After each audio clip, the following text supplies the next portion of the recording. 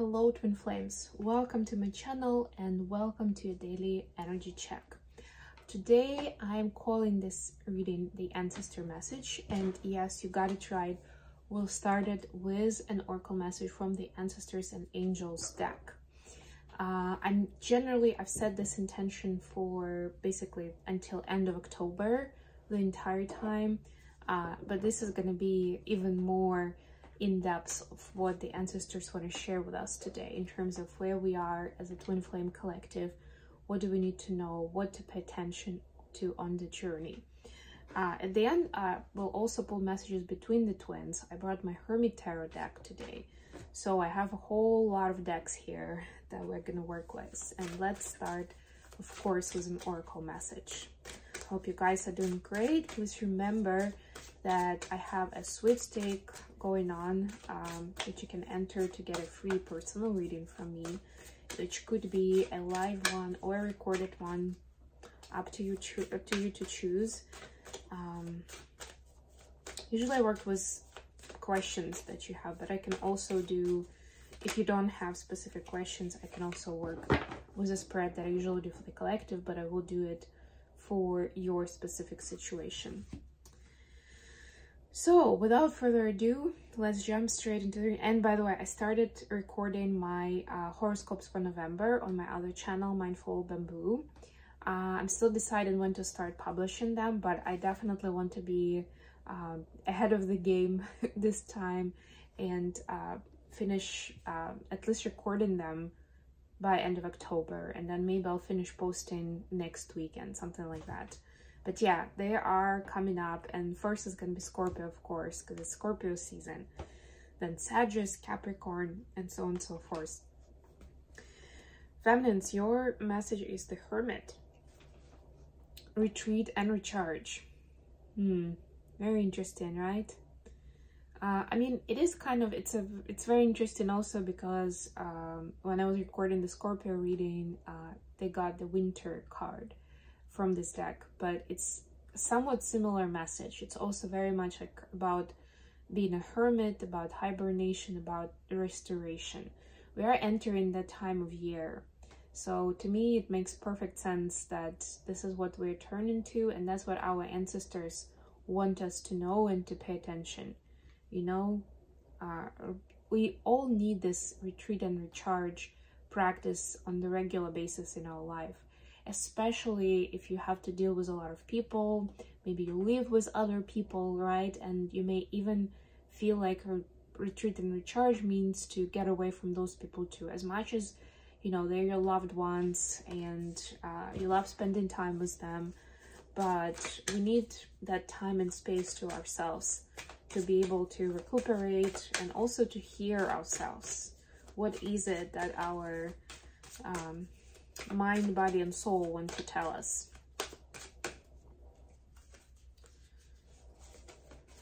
For masculines, the card is the Witch. Be the light. Very Halloween-y. But of course, the jokes aside, the Witch energy is essentially the light worker energy, you know, like the wise one, and, you know, being the light, hence the light worker, right? Like your presence is already spreading the light. And so I love this, be the light, you know. To me, first and foremost, it speaks about, when I see this message in this way, it speaks about, you know, sometimes when we want to serve other people, we want to help others, we think too much about doing something for other people. But essentially it all starts with working on yourself from different perspectives. That of course includes taking care of yourself, you know, creating the environment of joy and happiness for yourself. It also includes inner work, personal growth, and evolution, right? The more you cleanse your energy, the more of a high vibrational being you become, the more light you can bring into the world naturally, just with your presence. Okay, let's turn to tarot. I really was gonna do this as a quicker reading today, but it doesn't really seem like it, does it? That's okay, it's weekend, we have more time, why not? The Fool. I will be doing some dress up in the coming days. So don't be surprised if at some point the next reading is gonna be me dressed up in a Halloween costume, or a Diwali costume, by the way, or I'll have face paint or something, you know. Just go with it. Live it out with me. Let's imagine that that's my inner child doing something fun and getting out of their comfort zone in a way. Three of Swords, bottom of the deck. Yeah, so we had the Fool and Three of Swords. It's like, to me, again, it has to do with this recharge, heal, restore yourself, be the light, right? This is like a new way of healing, right? Not just kind of like sulking in your pity or trying to escape from this pain by, you know, whatever your coping mechanisms are. For a lot of people, it could be some kind of addiction. It could be maybe even traveling. It could be kind of some kind of OCD that you have, right? It could be this kind of escapism. This is the way our nervous system is dealing with a lot of pain, a lot of stress, right? But this is about looking at it differently, right? And seeing the painful situation as a guidance to a completely new journey, completely new path. It's like when you heal it on the other side, there's going to be something new and exciting. And that's the way to see it. Feminines, your energy is Ace of Cups clarified by Two of Wands. Yeah, so this is about making those decisions, right? What is the path? What is the next turn on this path, right? It all starts with self-love and self-care. And I already spoken about the Hermit energy enough. So to me, this is like that. This is that, right? So fill up your cup. Maybe reconsider, you know, which path you want to take. Or maybe while you're filling up your cup, you'll actually see more options that you're seeing now. And you'll be able to make a more informed choice that will be of the benefit to you and other people involved. For masculines, the energy is Seven of Wands, clarified by Nine of Cups. So masculines have this wish where things would just happen easily, where they wouldn't have to fight for what they believe, for to protect those next to them, etc., etc. You know, like there's this battlefield constantly around them. That's the feeling, right? Like whatever I'm deciding to do, whatever relation I'm getting, it's not enough to just live it. I have to defend it somehow, whether it's in a directly physical way or it's mentally. It's about like standing strong in your position when people may be attacking it verbally, right? Like staying in your energy, in your frame. I like the frame technique that Aaron Doughty is teaching people, actually. I think he has some videos on YouTube that are in public access that you can find. Just search on YouTube about the frame technique. It's really powerful. But in other case, if you don't find it or you don't want to look for it, building boundaries is good, but not just like as a kind of like physically, just like I'm not gonna let you in, but more of the boundaries energetically and emotionally, where you wouldn't be in a position where you'll have to like spend a lot of effort just defending what's yours, so it's valuable to you, right? There is that desire, there is that will and willingness to get to the point where, or to be that protective layer for what's dear and near to your heart. The additional question today is Nine of Coins clarified by Four of Coins. I actually saw some of these energies in the readings this week. To me, this is about the self-image, right? Like, how do we find a balanced way to present ourselves into the world so that we are shining in our beauty and we have the best life that, you know, each of us deserves truly, but at the same time we don't go too far and we still keep it kind of humble and focused more on the journey and the experience and the excitement and the variety rather than you know, the material gains. And it can be money, it doesn't have to be just about the money.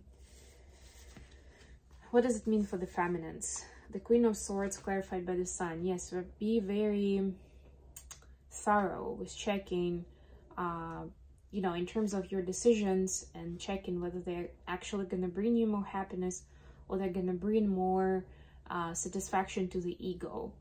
You know, there is a big difference there.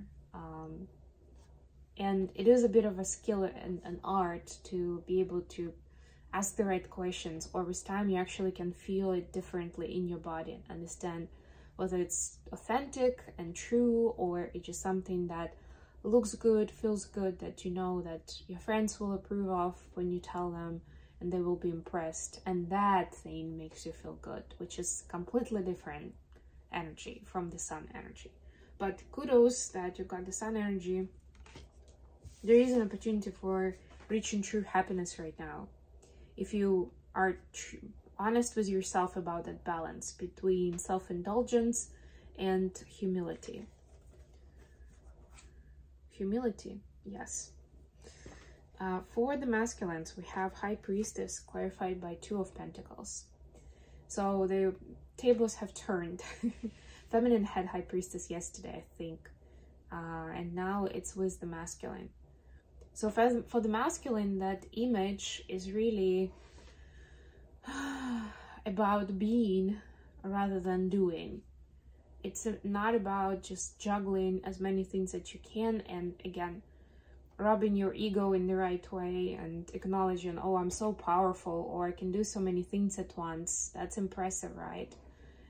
It's not really about that. And if your excuse is that you're saving the day, then you're part of that drama triangle with the persecutor, victim, and the rescuer. I actually spoke about it in my last episode of Mindfully Awake. Not this one that came out yesterday, but the one that came out last week.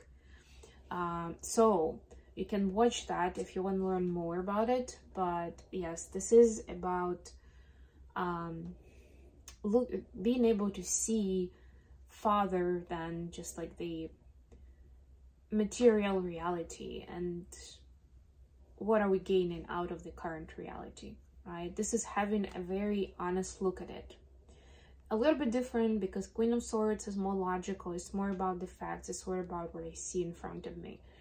High Priestess is more about inner knowledge, right? It's about wisdom. It's about connecting to the universal laws and understanding what is this pattern, what is this situation, being able to name it and then deal with it, whatever it is.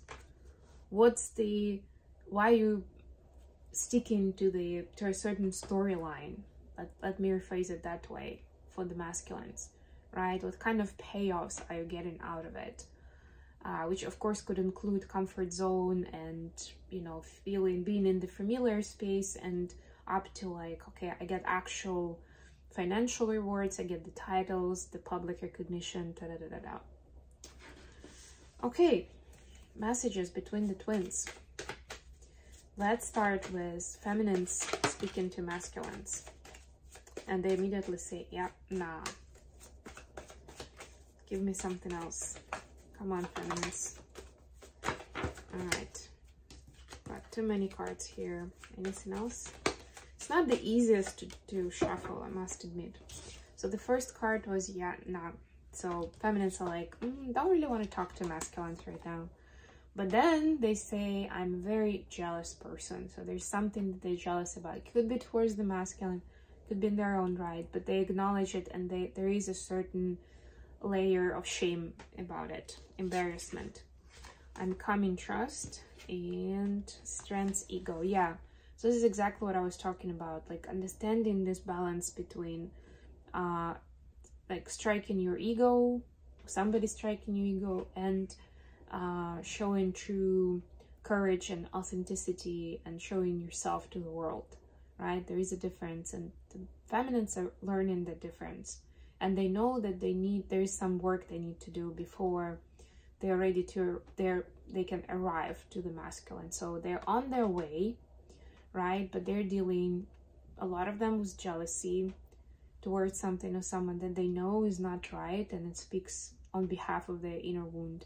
And also to deal with some kind of egocentric pattern that seems quite innocent on the surface. That's what I'm getting, but it's actually unhealthy and it's draining the feminine of their energy.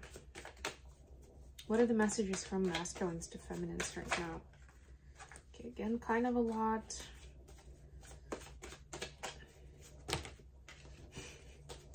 Just literally have like 10 of them fall out. Okay, this is better. These I can work with. What do we have? You make my heart full. Oh, I love this. You're so very special. And I want to start a family with you. These are literally 10 of Cups and 10 of Pentacles, just saying. And you're so very special. This is like jackpot of the message that you could have gotten, Divine Feminine. So masculines are saying you are the alpha and the omega in their life for their happiness, for their fulfillment, emotional and material. And, you know, obviously they realize how special you are. And if they don't really show up in the loving energy, it's because there is a certain inferiority complex when they look at you, because they feel like they're not good enough right now, right? But there is a big desire towards starting a family and being together as much as possible. I'm getting even 24/7. Like they want to be around. They feel like this is the most important thing that they need to figure out in life, how to be together 24/7 or somewhere close to that number. And then everything else is gonna just fall together in their life. Okay, I'm gonna leave it here. I hope this was useful for you guys. If so, don't forget to like the video and subscribe to my channel. And of course, leave a comment to participate in the sweepstakes. Until next time,